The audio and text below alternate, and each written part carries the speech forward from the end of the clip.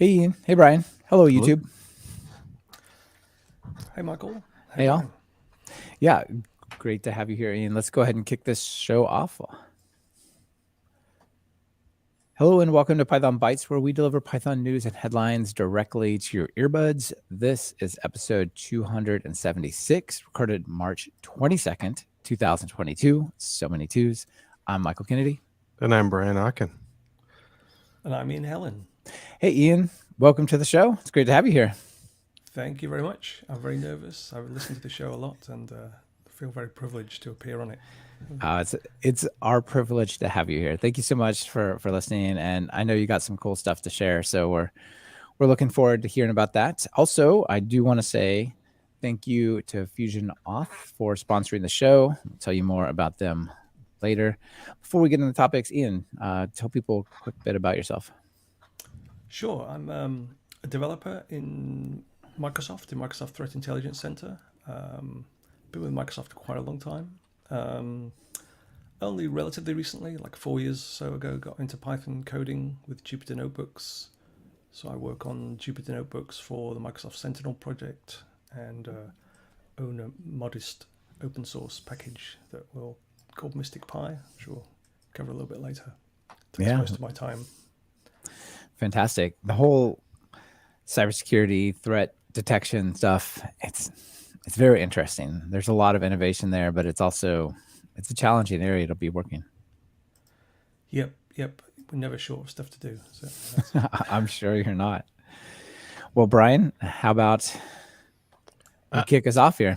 Well, so I'm going to start off with a problem. So I had a problem and I have a cool solution for it. So my problem is on test and code, I've got titles and I want to end a show on it's the MP3 file, but I want to create show notes, automated show notes, or not show notes, transcripts. So one of the problems, there's a lot of problems in doing this, trying to automate it, but one of them is the title. I want to turn that into something that's a little bit, so something like, it's got normal English and capitalization and all sorts of spaces and stuff. I want to turn that things into that URLs hate. Yeah, I want to turn that into a URL. And one of the things is getting rid of stop words. So there's a bunch of stuff like lowercasing. I can do that easy, but getting rid of stop words was a little hard. So I ran across this thing called gensim preprocessing. So preprocessing. So gensim is a larger sort of beast. It's a used for machine learning and stuff to generate models. But I'm just really using one little piece of it, the pre-processing part, and it's really pretty cool. I actually found this article first. There was an article called "Removing Stop Words from Strings in Python," and it has a discussion of NLTK and GenSim and Spacey. I tried all of them out actually, and the one that really stuck best for me is using. Talked about using remove stop words is exactly what I wanted, right from GenSim. So I went ahead and tried that, and it worked really well. But I'm like, wait, I'm pulling this in from the pre-processing library. I wonder what else is in there, and there's all sorts of really cool stuff in here. There's lowercase to Unicode. It turns it both into lowercase and in Unicode. That's pretty neat. Don't think I need it, but that's neat. But then there was one that was I thought maybe this is exactly what I want. Is something called pre-processed string, and it has a whole bunch of filters built into it. Oh, nice. Like strip white space, strip punctuation. I love it. Yeah, and take away multiple. After it strips punctuation, like you're gonna have. If I go back, I had a slash in my title for one of the episodes. If it takes that out, I'm going to have a space before and a space after. So I want to remove those. So it'll strip multiple white space, strips out numerics because I probably don't want numbers in there, and then remove stop words. The one thing I don't want that I'll have to customize how I'm calling this is a stem text. So stem text, I don't know what that did without playing with it, but what it does is it will take things like twisted and turn it into twist, That's really not right. You definitely don't want that. No, I don't want that'll that. mess it up. But I think I want everything else. So this gensim library has, if you're doing machine learning, coming up with models, I think this is a great tool to look into. But if it's actually, I'm going to use it just for removing to create these titles for my podcast. But I think it feels a little weird. It feels like I'm using this really big hammer to do this little tiny problem. I guess I'm okay with it, but do you have any other ideas what it could use? Or Well, I didn't know about this, so I wrote my own. okay, And it's kind of janky. Like it's a little bit recursive, iterative. It's like, we'll take away all the punctuation. Now turn all of your white spaces into single white spaces, because there might have been dot space. So now you got 2 white spaces, but you've got to take away, there's like a bunch of weird steps and then put it back. This looks cleaner. It is a dependency, but it does look cleaner. I like this. I think I'm glad I know about it. Yeah. Ian, what do you think? Is it a huge thing? I mean, it's dependency, but I always think of like ML like stuff. But this is like just the pre-processing, right?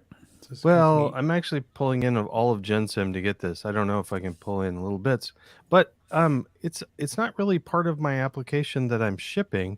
It's just a tool that I'm using on my laptop. So I guess downloading it once doesn't really bother me too much, even if it's a big thing. So it's very cool.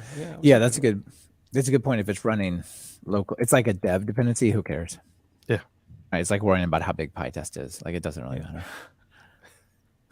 And I'm not. I kind of care about that because CI is going to pull it in all the time for PyTest. But yeah, but they got fast networks. Yeah. It's not your bandwidth. It'll be all right. Ian, one of the things that struck me about this that made me think of your situation is like that lowercase to Unicode. And so many times in the security space, it's about like, you're checking for this representation, but what if there's another representation that means the same thing? Like you don't say go to this directory, you say go ... and then over there. Those kinds of non-canonical representations. I wonder if there's any use of this kind of stuff for you. Yeah, there's something I kind of touch on in the Pygments section later on. It's like the attackers typically write scripted attacks and try to obfuscate code using a mix of kind of uppercase and put in random dots. I'm thinking that would be potentially a nice way of kind of cleaning some of that stuff up. Yeah, for sure. There's been some interesting supply chain vulnerability stuff. Remember the guy with the color and I think the faker stuff in JavaScript that sabotaged his libraries? There was another one that maybe well-intentioned. I don't know. It was some open source library. I don't believe it was Python. I can't remember what it was. It could have been, but I'm pretty sure it was in JavaScript because that's where most of the bad stuff was, it seems. Anyway, they taught their dependency to erase everybody's hard drive who installed it, who was in Belarus and Russia, which, okay, maybe they're trying to contribute, but like it ended up doing a bunch of bad things, even to places that were like trying to help, say, people in the press and journalists do certain things and like, connect with sources, and it erased like that database as well. And what they did to make it so that nobody would notice in the GitHub commit before it went out to NPM was base64 encode their changes. So they basically put a base64 encoded string and then like decode and then run that. It's like that kind of stuff. I know this won't solve that problem, but that sort of category of like weird representations. Yeah, you need MSTICPy for something like that. Indeed. It's one of the things it's a common thing, kind of base64 decoding before the obfuscating. But interesting. I thought of maybe using something like that with because one of the problems we have is like every script is kind of slightly different, and if you could use something like that to essentially kind of apply like sentiment analysis to a script. I mean, this is a big problem. This is not something I've particularly solved, but that might be a kind of useful thing of just picking out certain things that indicate malicious, like format, format drive. Exactly. Yeah, you could certainly represent like this one does hard drive stuff. Is this I thought it was parsing colors. Why is it doing things with the hard drive? This is odd, like, or with the network, stuff like that. Cool. All right. Well, Yep. you know what you would really want to check out if you were trying to research these things? Probably documentation. So I want to tell you all about DevDocs, devdocs.io. This is pretty cool. Now, when you get there, it's an interesting, on my Firefox, it's just got like the mobile view, which is really odd. If you go there with a full browser, it's what it believes is a full browser, I guess. It's like a slightly different view that's pretty similar, but not the same. So if you open up a whole bunch of programming technologies, let's say, not just Python or JavaScript or something, but there's also Vue.js. There's Werkzeug, for example, like some of the foundation of Flash, and you can pick the particular versions and stuff. So you can go in and like enable these different things. So maybe I care about Vue. I can go over here and enable that one. We definitely want some Python. Let me go find some Python, and it gives you all the versions. I'll pick that. And let's say I'm also working with Postgres, so I'll enable that documentation. And then I might be working with Nginx for the front end, which is here somewhere right here. So you can go enable that. And then it will be up near the top somewhere here. You can see these are either the default ones or the ones that I checked on. So then you can open them up and say, I want to go and see the Nginx guide about a debugging log. And then it takes you to the documentation for that technology. So it's like a meta documentation repository for all of these things all at once, which is pretty cool, right? So I can go up here and search. I want to know about like, let's go about like media tags or something. So you can see the stuff in HTML5. You can see the stuff in, when you say media, it looks like median. So you can see that in the statistics module for Python. Some stuff for CSS, or you can come over and say, like, I just want to search for CSS. And then you get like using media queries and how to do that kind of stuff. So it's kind of what you do is you turn on the pieces that are relevant to you, and then you can search across those technologies. Cool, right? Wow. Yeah. And then if you're on the move, you can come over here and turn on offline data, and it'll download all of that as an app, so that then you're the coffee shop or in your plane, you now have all the documentation for Python 3.10, Vue.js, Werkzeug, Nginx, et cetera, that you can use, which is pretty cool. And this is something that drives me crazy about Firefox. They had it and they took it away, and I don't understand why, because my feeling is Firefox is about what the web. So they took away the ability to do progressive web apps in Firefox, but all the Chromium browsers support it. So you can actually go and install this as a dedicated application on your system. So if you have no web, you just click that open. It's its own window. You can Alt tab, Command tab between it, super easy. And then turn on the offline mode. And you basically have an app that has offline documentation for all the programming technologies that you care about. So this is my new coffee shop buddy. Is the search go across the thing you've selected then? So if I search for like replace or something, it's the things I've selected? Yeah. So if you turn on like JavaScript and Python, it would look for that in both languages. Oh, okay. Yeah. So basically the ones that you turn on, there's a ton of them, right? And you say, these are interesting to me, and then search and stuff, from what I can tell, only applies to the technologies you say you care about. Because like if you don't use Java, you really don't want to see the documentation for Java search, right? That would be useless. Yeah, one of the things I like about this is it also has versions. So if you are using an older version of Postgres, you can just enable that version. Right. Sometimes it doesn't matter very much, but other times it matters massively. Like Bootstrap 3 and Bootstrap 5, they're like fully incompatible, basically. Like they're totally different keywords and grid systems, and you don't want just the latest if you've got an old app you're working on, something like that. Python's more forgiving about that kind of stuff, right? It doesn't break as often. I was amused that the list though is it has like 3938 for Python, and it has 310 at the bottom because it's alphabetically sorted. Yeah. How interesting. Ian, what do you think of this? That's very cool. I'm amazed. Is somebody at DevDocs kind of manually maintaining all of the links to these like the original source documentation. Yeah, where are they getting it from, right? I mean, because they're super disparate. It's like matplotlib and Markdown and MariaDB. These are all, it's unlikely they're all stored in the same basic system, right? I don't know how they get them, actually. Yeah, that's very cool. I mean, I normally have solved the same problem by having like 130 tabs open to different bits of Python docs and pandas. And Exactly. Yeah, I'm pretty sure they got pandas in here. They got NumPy as its own thing. That we saw matplotlib. There's pandas, and there's even versions of pandas across there. So single anyway. tab solution, brilliant. Yeah, it looks pretty good to me. All right, you want to tell us about what you got for your first item? Okay, sure. Yeah. So as I mentioned earlier, I own a package called MSTICPy. And the first thing to sort out with it is the spelling, because I suffer from this on a daily basis, mistyping it, even though I've owned it for like 3 or 4 years. So it's MSTIC, standard for Microsoft Threat Intelligence Center.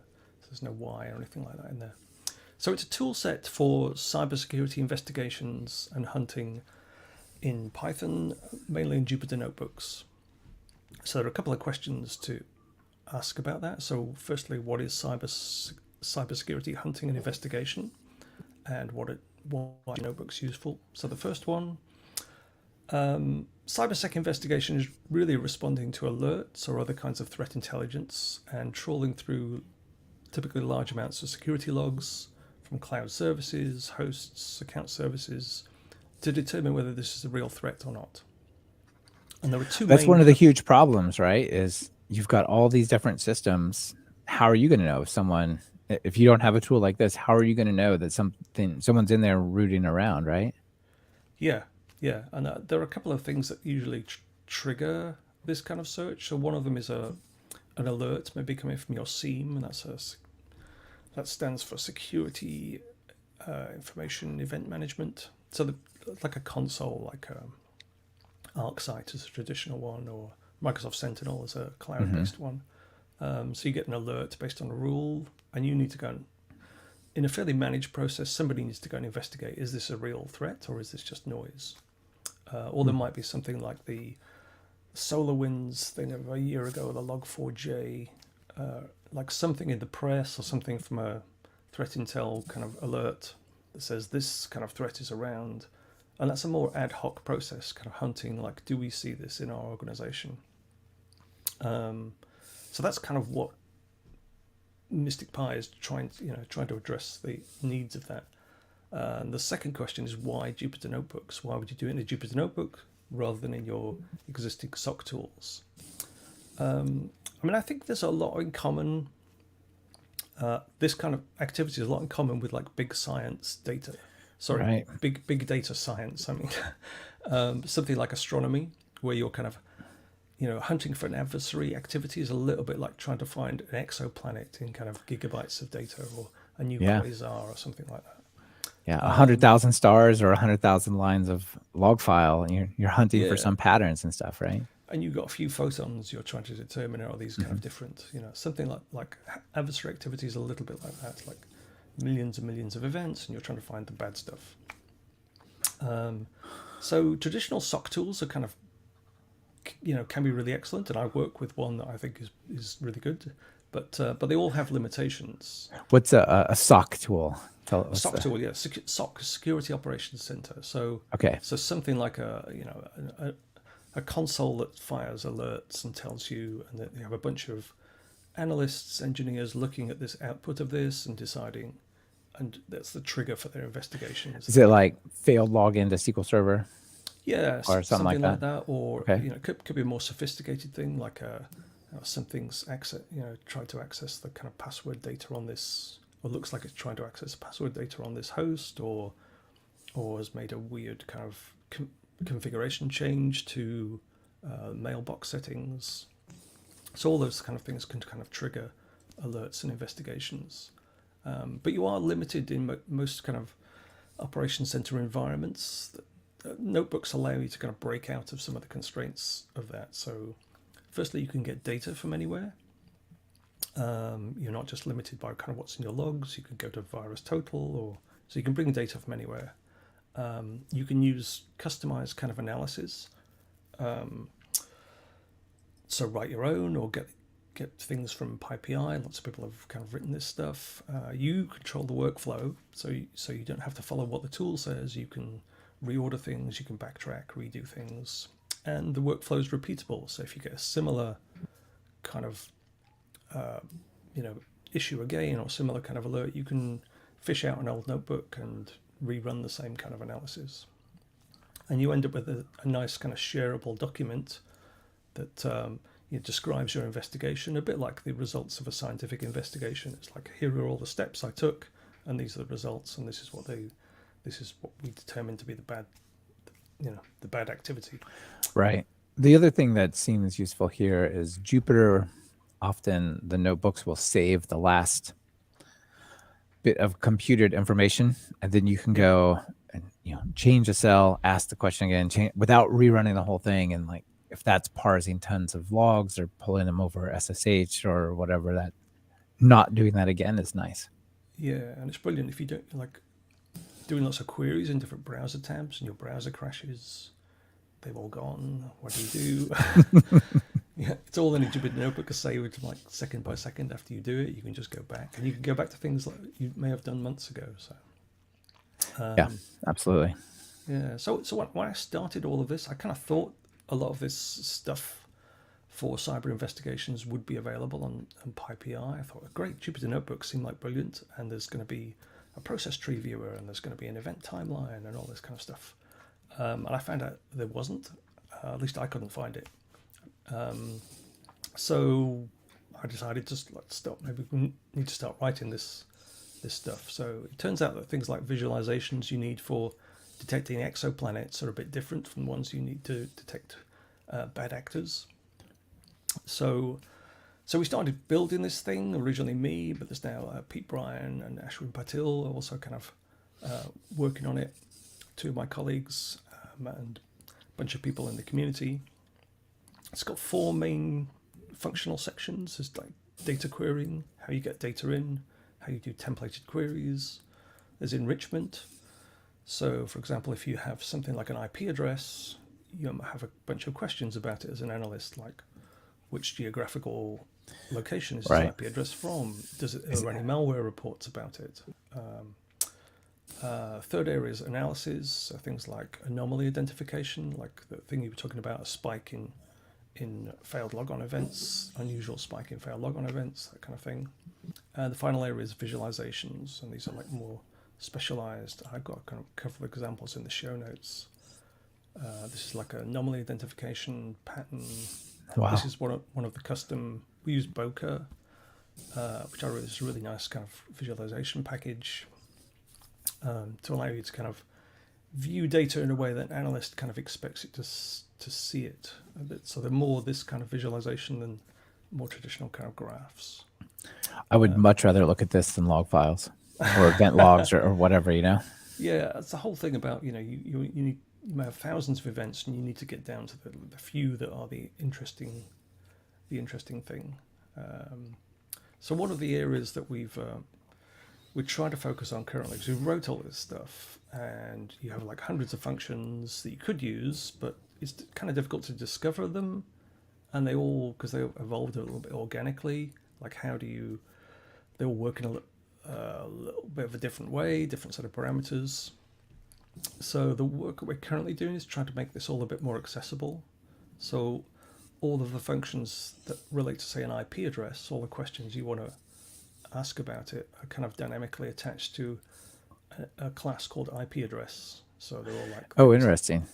So you don't have to work just with a raw string or just some raw IP representation, but you can ask it questions like its location.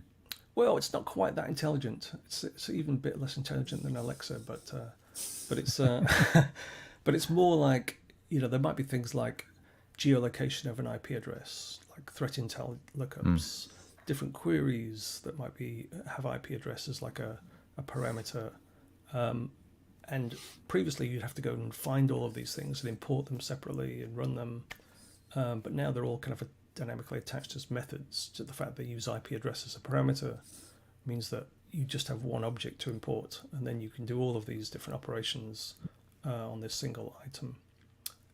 There's some things that don't work with that. Some things like the visualizations, for example, they're not IP address or host or account specific. They work on big blocks of data. So the other area we're working on is try to anything that takes a bunch of data as an input. We're writing those as pandas accessors. So they appear as methods to a data frame.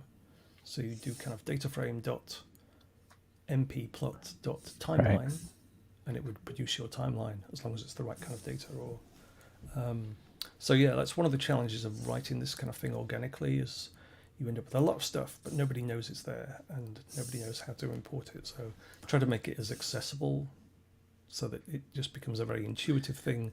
Oh, I have an IP address. What functions can I do? I can do this. You know, it's all tab completable. Yeah, I think it's really cool you've taken this Python data stack view of cyber security and threat detection. Yeah. Yeah, Brian, what do you think? Well, it's definitely a complicated area, and one of the things I like about this story is just talking about the complexities in API design and discoverability that applies to like lots of different fields. But yeah, it's one of those things you should have thought about at the beginning, but even at the end, you can we're kind of tidying things up. Yeah. So famous last words. Yeah. So yeah, we're definitely open for like other people collaborating, contributing stuff, because there's a lot of ground to cover. Yeah, for sure. It's on GitHub, I saw. Yep. One final question before we move on. Is it just for Azure, or is this a thing that more broadly works across different systems? No, I think I should have mentioned that a little bit earlier on. We originally built it for Microsoft Sentinel notebooks, but it supports like Splunk, Defender. We're just working on an Elastic provider. So really, anything you can get into a Pandas data frame, you can use most of the functionality. So even if we don't have a provider ourselves, you know, if you've got something like PySpark and you can get a data frame, then all of our functions take data frame. You know, we use Pandas as our universal data interchange format. Okay. Yeah. Indeed. Kim Van Wyck out in the audience likes it. It's way like a much nicer way to glean info and logs and complex grep. I'm right there with you. All right, now before we move on, Brian, let me tell you about our sponsor for this episode. Nice. This episode of Python Bytes is brought to you by FusionAuth. FusionAuth is an authentication and authorization platform built by devs for devs. It solves the problem of building essential user security without adding risk or distracting from the primary application. FusionAuth has all the features you need with great support and a price that won't break the bank. And you can either self-host it or get the fully managed solution hosted in any AWS region. Do you have a side project that needs custom login and registration, multi-factor authentication, social logins, or user management? Download FusionAuth Community Edition for free. The best part is you get unlimited users and there's no credit card or subscription required. Learn more and get started at pythonbytes.fm/FusionAuth. The link's in your show notes. Thank you to FusionAuth for supporting the show. All right, what do you got for your next one, Brian? Well, I'm going to try to something every computer scientist should know. Yes, floating point arithmetic is complicated, and so when I started working in professionally, one of the things I was recommended reading was an article called "What Every Computer Scientist Should Know About Floating Point Arithmetic." And don't worry, it's only like a really long paper with lots of math. So I am not telling you to read this, although it is an interesting read. What I would like you to read is this article by David Amos called "The Right Way to Compare Floats in Python," because there's a few things that we need to know about floats when we're using them, and floating points is, and he covers all of this in the article without going through tons of scary math, is the floating point numbers have to be represented in a way that the computer can store them and use them and manipulate them, even though some numbers are huge and won't fit normally. So we have to do things like accept that there's error and rounding. So there's little bit of a discussion there that he talks about. One of the things that surprises people sometimes when they first come into Python, but it's not just Python, it's most languages, is somewhere there's going to be something obvious that doesn't work. Like in Andy or David's example, 0.1 plus 0.2 equals, or comparison equals 0.3, and that will show up as false because they don't. And this is weird. They obviously are crazy that doesn't work, but but it's not just equals. You can also do comparisons like less than or greater than. So it's not only are they not equal, they're not like 0.1 plus 0.2 is not even less than or equal to 0.3. It's weird. So what do? You don't. The gist of it is don't compare things with normal math comparisons if there's floating points involved. So what you want to do instead is, and here's a little tiny bit of math, way less than the example, the thesis, the dissertation. Yeah. So there's a whole bunch of stuff built into Python that you can to work with comparisons. And one of the most common ones I'm trying to get there is math is close. So there's a math library that with an is close function that it's used to just say, hey, I've got two values. Are these close enough? If you have to compare floats, something like this is great. And behind the scenes, what it does is it's taking the two values and subtracting them and figuring out if the delta is, or the absolute value of the delta is, below some tolerance, some reasonable tolerance, like close enough. And what that tolerance is either a relative or absolute tolerance. And most of the time you can kind of get away with not caring about that, but if you do care about it, you can control that. You can pass in what tolerance you expect things to be closer to. I use stuff like this all the time with test equipment because I definitely want to know control over the tolerance levels. So yeah, for sure. So there's math is close, but then there's also I'm not going to scroll all the way down here, but he also covers NumPy. So NumPy's got a couple of these that are really great. One of them is close also, but it works on arrays, and it'll give you an array of true and false values. But you can also use all close, which just says you've got two arrays, and if all of the pairs are close enough, it'll match those up. Also covered, which we use during testing a lot, is PyTest-Approx, which is a little bit of a different beast, but David covers that. So basically, this is a semi-regular reminder to anybody using floating point math in Python that you should be careful with it, or any other language. So yeah, it's not a Python thing. It's just a fit representing things that don't fit. Now, there's some things sometimes where you have to be very exact. You need to be very precise. And in those cases, Python does have the decimal and fraction types. And David covers these in the article, which are cool. They're cool things to know about, like definitely around people using money or other very high precision. But if you're also, those are covered. You get some sort of a hit for those. But if you really care about like the precision and want to do things exactly right, then you probably should read that larger article, because there's things that you have to do, like certain operations before other operations, to try to keep the error from accumulating too high. So it gets messy.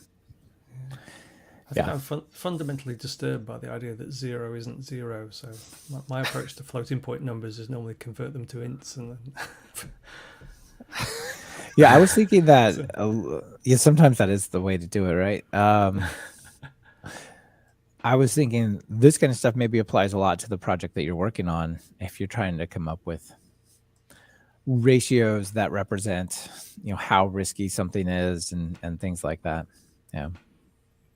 Yeah. I mean, there's certainly a lot of. Yeah, I was being a bit flippant before converting it to ints. Just as fun. It's like I'm very platonic at heart, I think. So like 0 and 1 should be 0 and 1, not nearly 1 or nearly 0. There should be a perfect square and a perfect circle. Like, how can they not exist in our language? But is it really 0 or -0?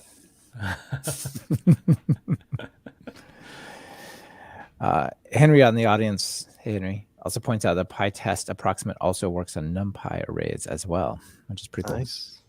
Cool. So you can put that all together. All right, let me tell you all about Pypyr. I think that might be the representation, the way you pronounce it. Everything needs its own description, its own like little phonetic bit. So this is a simple way to create scripts that run and do stuff on your computer using Python. And what's cool about it is it has a real simple way to define the steps. Some of those steps can be optional, but then you can also piece together things like other programming. So you can combine commands, different scripts in different languages and applications all into one sequence of events that happens on your computer. So it's basically a task runner where you define stuff in YAML. And probably the best way to see it is to go check out the docs. And there's a whole bunch of docs. The docs are really nice here, actually. So, for example, if you go to getting started and come down here and run your first pipeline, I really like the way the docs here look, how they look. But the way you define it, here's like a one step one is you just say the steps, and it's all YAML. You can give a step a name so you can refer to it. And then you have inputs and outputs, and you do little curly string interpolation types of things. Or you can have more complex ones like with different steps. And you can even have little comments. There's a way to put a comment in your YAML file as well. So there's also conditional. Let's see if I can find a good conditional one down here. Here's one that goes and works with like, this one is just an echo statement and the ping command, but whatever you want to do, you can basically pass command line arguments to the YAML file or to the workflow, the pipeline, and it'll take those and feed them into the steps. So for example, when you call it, you can say like count equals 1 and IP equals that, and those will become the little string interpolated pieces that go in there. So you can just combine basically whatever commands are available to the shell, right? Be that Python or POSIX or Windows or PowerShell or whatever you're looking to do. Pretty cool, huh? That's pretty neat. I might need this for my my job of automating my show notes. Might use something like Oh yeah, there you go. If you can find this, go do that and so on. Like here's one that sort of uses the truthiness. So it says there's a bunch of different steps, and you can use the run flag. So here it says run if there's a value for A on this one, and this one says run if there's a value for B. And then there's an example where it says, okay, if we run it by itself, those don't run. But if you pass A, then it runs that A step. If you pass B, it does the B step, or it can do both if you pass them both. And I like the simplicity of it. Like a lot of these tools like this feel like they're pretty complicated. You're sort of like your example with the Genshin, Brian, where you're like, is this thing too heavyweight for what I'm trying to ask it to do? And this seems like a real simple thing, and I don't have to learn about make or any of those kinds of things. Yeah, GitHub Actions or yeah, it's got a bit of a GitHub Actions feel to it. But it seems like a nicer kind of declarative. Indeed. Cool. Yeah, if you were not into programming, or you didn't want your steps to be programming. But of course, what happens at each step, you could call a Python app or script that's going to do something complicated, right? If it needs to. But the orchestration of that, you don't have to make complicated. Is it just a command line tool, or can you evoke it from Python? That might be interesting. I'm sure there's a way to import it and make it do a thing. It's probably just a Python package with an entry point in this package. So I would think so. Yeah, because it would be nice to be able to do that rather than just using subprocess to invoke a lot of things. Like if you're Oh, interesting. I hadn't really thought about it as a replacement for subprocess, but yeah, because a lot of times when you're trying to orchestrate stuff, like it talks about here, being part of the shell or being another app or another language, you would just use subprocess on it, right? Yeah. Yeah, cool. Well, there it is, cool. Pypyr.io, and people can check that out. Looks pretty interesting. Nice. All right, Ian, you want to take us out with your final item here? Pygments. Okay, so this is a package. I mean, if you're a developer, there's a very good chance that you have been using this for years without knowing about it. You might have seen it being installed as like a dependency. It's like, what is that thing? Was my thought. I'm like, I know I see this all the time in my teeth, and I just never really bothered to look into what it does. Yeah. So I hadn't until recently. So if you use Jupyter Notebook Markdown, you can do like the 3 backticks and then a block of code, and you can actually put like Python or Bash or something and it will intelligently highlight it. So the thing that's doing that intelligent highlighting is Pygments. GitHub Markdown, same kind of thing, although I'm not sure whether GitHub uses Pygments. And if you do developer docs like Reader Docs and Sphinx, that also uses Pygments to kind of color code your code samples. And I know there's a lot of, writing kind of blog posts and stuff like that. There are quite a few services out there where you can take a chunk of code and it will intelligently highlight it and give you a JPEG or a PNG back. And that's kind of nice, but then you can't copy and paste the code from those samples. So I don't like that really. I think if you're going to put code in an article, you're probably intending for people to be able to copy and paste it. Yeah, that's the most likely thing you are to copy and paste. Yeah, right. Because you want that code over here. Yeah, you don't want an image of your. I mean, you could use OCR to like reinterpret it, but it's all. Yeah. And then maybe Brian's gensim to like tidy it up and.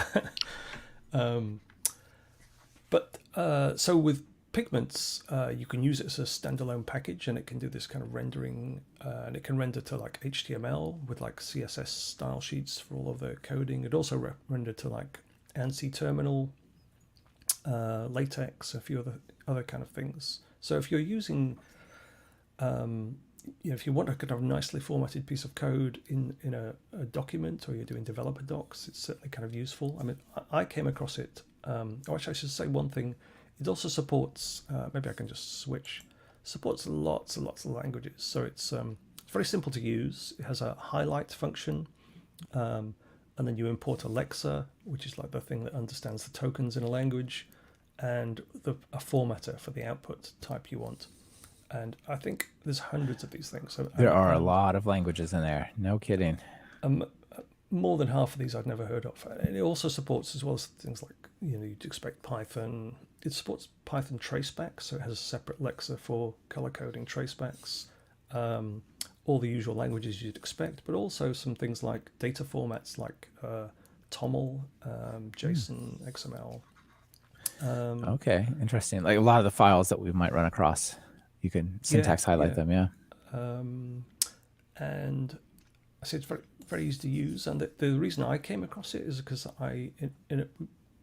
recently, so a lot of attacker code tends to be deliberately obfuscated. So it's kind of base64 encoded, but then even once you decode it, it's kind of munged in a way to make it as unreadable as possible. So one of the things that we try to do is pull that code back, like decode it, trying to clean it, deobfuscate it. But if you can present it in as close to the way a developer would write it as possible, it makes it much quicker for an analyst to determine what is this doing. So we've use it now in MSTICPy to kind of color display things like malicious PowerShell script or Nice. Bash or something like that. So that's how I came across it. Actually, rather than just seeing it go past as part of a pip install, actually have to invoke it directly. So I kind of big shout out to the developers and maintainers of Pygments. Yeah, it's one of those packages that probably millions of people benefit from, but like very few people kind of know about it, or you can, and it's super easy to use. They seem to be adding kind of Lexas all the time, so great. Yeah, this is amazing. I didn't realize that it did all of this. This is way more advanced than I thought. Brian, did you know? No, I just thought it was something that magically did syntax highlighting, so I didn't have to care about it. Exactly. No, that's little example in the show notes as well. I pasted. It has a dark theme. Yeah. And you probably want to include this no background equals true if you're using it in Jupyter Notebooks, because if you select a theme, it just flips the whole Notebooks kind of CSS theme. So that tells it just not to mess with what's in the background. But, Okay. Yeah, that looks great. Thanks for pointing out how useful that can be. That's cool. Like I said, I've seen it go by all the time. I just never really paid that much attention to it. It's probably a pretty minority use, but like if you need it, it's great. Yeah, it's incredibly powerful. Fantastic. Well, that's all of our main items. Brian, you got any extras? Just one extra. Actually, one of the things when I was doing that the first topic with gensim, one of the it doesn't have very many dependencies, but one of the dependencies is this this library called Smart Open, and I'm like, what? I open things and I want to be smart about it, so I wanted to check this out, and it's pretty neat. I don't know if we've covered this before, but it basically mimics the interface of Open, normal Python Open, but you can pass it really anything, and it does transparent on the fly reading of things, efficient streaming of large files from like S3 or Azure or even straight just HTTP, right? If you just have a link to a large file on a web server. Yeah, and then just the code for it is just like super nice. You know, you import Open from Smart Open, and you got like for line in Open this thing, and it just you can work from each line there. It's pretty cool. I love it. That's a great one. Very nice. Ian, you got any extras you want to shout out while we're here? I don't, I'm afraid. No, that's fine. I have two real quick ones to just quickly talk about. Last time, Emily Morehouse spoke about using auto squash, which was really cool. So Adam, let me get the attribution correct here. Adam Parkin sent in a follow-up to say, hey, you should check out this article over here called Fixing Commits with Git Commit -- Fix Up and Git Rebase -- Auto Squash. Whew. The long and the short of it is, it talks about doing a lot of things that Emily said was pretty cool. But in the end, setting up your .git config to auto squash equals true, and then adding an alias so you can just type git space fix up. And when you type that, it actually does git log and shows the last 50 items, and then allows you to go back and work with those. And basically, it's just a real quick way to get back into the scenario where you mark different elements for fix up. So people can check that out if they were following Emily's advice, but they want it to be like one line. They don't have to remember. There you go. That's cool. And then Python 3.10.3 is out as of about a week ago, I suppose. So there are many changes amongst here. You know, I would love, there's like so many great changes here. You can see, I don't know, how many do you think that is? Probably 100, maybe a little bit less. It would be great if there was like these are critically important at the front. Like there's a security problem that was fixed, or there's a thing we've taken out is no longer here. They're kind of all the same priority, but nonetheless, there's a bunch of changes that people can check out and upgrade to the newer version of Python 3.10. Different people care about different stuff, though. I know. I don't want to impose my importance on other people's importance. So all right. When I first came across Python, you were kind of like, why is it so slow between the major versions coming out? But then suddenly, as like a Python developer, it's like, why are the versions coming out so quickly? I can't keep up. Yeah, it's definitely true. There's a ton of change. This is just, some minor version change that has all these changes in here, which is pretty cool. Well, we also used to be on an 18-month cycle, and now we're on a yearly cycle. So yeah, it's Lucas Schlenga's fault that we are 50% faster now. Thanks, Lucas. All right, how about a joke to close out the show? That'd be great. Yeah. So here's a good tweet, and it's this sort of perplexed, I think in a good way, character wearing all these, are these prizes? I don't know. Anyway, Python developers, when someone asks what their secret is, and this person just says, I just keep writing pseudocode and it just keeps working. It's a little bit like that joke where they have some code, pseudocode in a text file. They're like, just rename it to .py and try to run it. See what happens. Anyway, that's the joke. Nice. So thank you, Brian, as always. And Ian, thanks for being part of the show. It's great to Thank have you you. here. Thank you very much, both. Been a real pleasure. Yeah, it sure has. See y'all.